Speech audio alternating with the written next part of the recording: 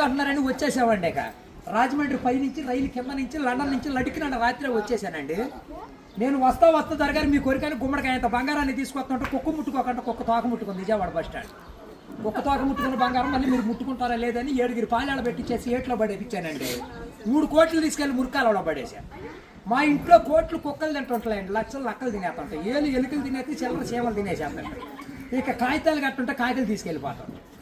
మాకు పొయ్యిలో ఎండి ఇంట్లో బంగారం ఉందండి, కాకపోతే ఇంట్లో వాళ్ళు ఎసట్టోక బియ్యం లేక ఎండిపోతున్నారు. గురుగారు మీకు ఏమన్నా డబ్బుకి కానీ ధాన్యానికి కానీ ఏమన్నా లోటుగా ఉంటే మాకు కౌరు చేయండి, మేము పంపించేస్తాం. మా అడ్రస్ మండలం మతి యాగారం, దాని పక్కనే ఉండదండి, మల్లెడికి పక్కన పిల్లడికి మా ఊరు. మల్లెడి దగ్గర పిల్లడి దానికి మా అడ్రస్కి సాయంకాలం ఉత్తరం రాసేసి పోస్ట్లో అయిపోకుండా పొయ్యిలో వేసేయండి. మీరు పరిగెత్తుకుంటూ వచ్చేసి పంటకాల కాడ 10ంటికి నుంచోండి, నేను 3ంటికి మురికాలలోకి అందించేస్తా డబ్బు. పగిలిపోయిన వాడి మీద వచ్చేస్తుంది 10 కోట్లు మరి డబ్బు. అక్కడ బుట్టతో తీసి తట్ట మీద ఆరబెట్టుకోండి. అబ్బో మేము చదువుల కాడ బాగా పాస్ అయ్యామండి. నేను చదువు సంకల వరకు చదివానండి, గుడింతాలు గుండెలు దాకా వచ్చేసి పాఠాలు పాదాల వరకు వచ్చేస్తే ఇంగ్లీష్ ఈదులు అమ్మడ పరిగెట్టేసింది.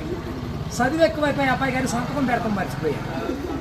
సోనియా గాంధీ గారి దగ్గరికి వెళ్ళి ఉద్యోగం అడిగానండి. రాత్రి రాజీవ్ గాంధీ గారు రాసిచ్చారు ఈ ఊళ్ళో ఉద్యోగం, ఎక్కడైతే సంతకాలు చేసే పని ఉండదు.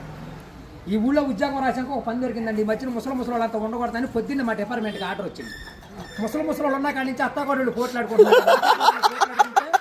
అత్తలు అడుగులో పడిపోతుంది, కోళ్ళు వచ్చి గొంతులో పడిపోతుంది, నాలుగు మంచం ఎక్కేస్తుంటే అల్లుడు అడుగు మీద కూర్చోండి. అందుకని ముసలి తీసుకెళ్లి మెగాస్టార్ చిరంజీవి గారి దగ్గర చేర్పిస్తున్నాం.